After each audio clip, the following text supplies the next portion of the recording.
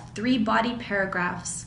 In each body paragraph, you'll talk about the 2 things that you're comparing or contrasting, and you'll go back and forth talking about each one. So let's see how this writer does that. This writer has a short introduction. It just has 4 sentences. Remember, you don't have to write a very long introduction. Just start with some kind of a hook, like this essay does. It starts with, "Good morning," is what people say to communicate in the morning. But does everyone use this word? That's an interesting question that will make the reader want to keep reading. And then notice at the end of the introduction, we have the thesis statement. People have different characteristics and routines, and it is likely they come from 2 different planets. So what is this writer going to be talking about? Different characteristics and routines. And we know that the writer is going to talk about the differences between 2 people. Now there is one problem with this topic sentence.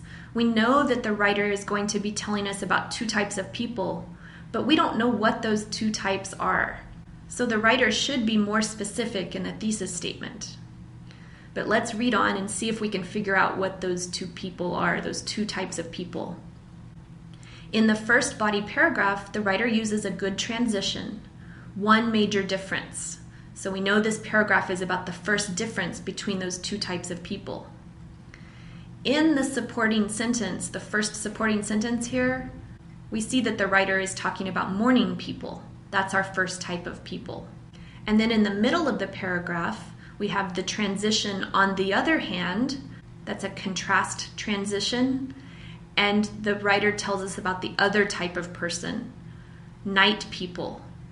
So what the writer should have done up here in the thesis statement, the writer should have used the words morning people and night people. Remember, your thesis statement needs to be specific and tell the reader what the topic is. All right, but now we know that the writer is talking about morning people and night people. So in this first body paragraph, the point that is being made is the difference in the times that they get up. In the second body paragraph, the writer uses another transition. We have another difference. So we know that this paragraph is the second difference.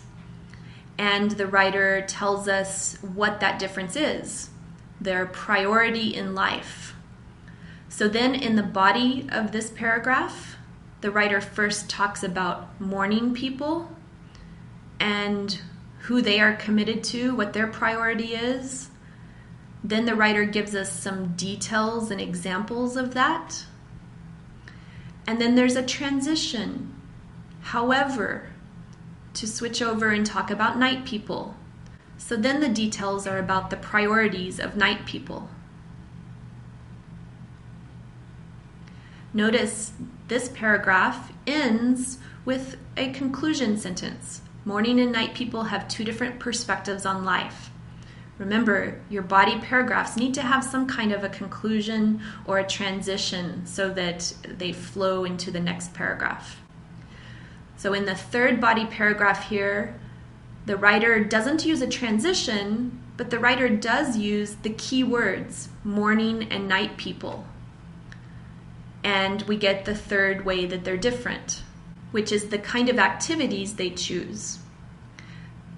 Here the writer uses the transition "for example" and mentions the first type of people, morning people, and tells us about their activities. And down here we see the transition again, "on the other hand, night people," and then we learn about their activities. And then this essay has a short conclusion. They had a short introduction and a short conclusion, and that's all you need. You don't need to spend a lot of time on these 2 parts.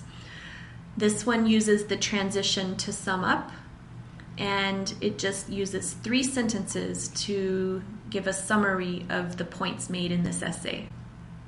So that's a pretty good example of a compare and contrast essay. If you're just starting out, try to do as well as this student did.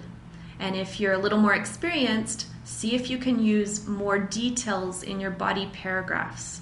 And remember, the thesis statement must tell us what the topic is and then what kind of an essay you'll be writing, whether it's compare or contrast.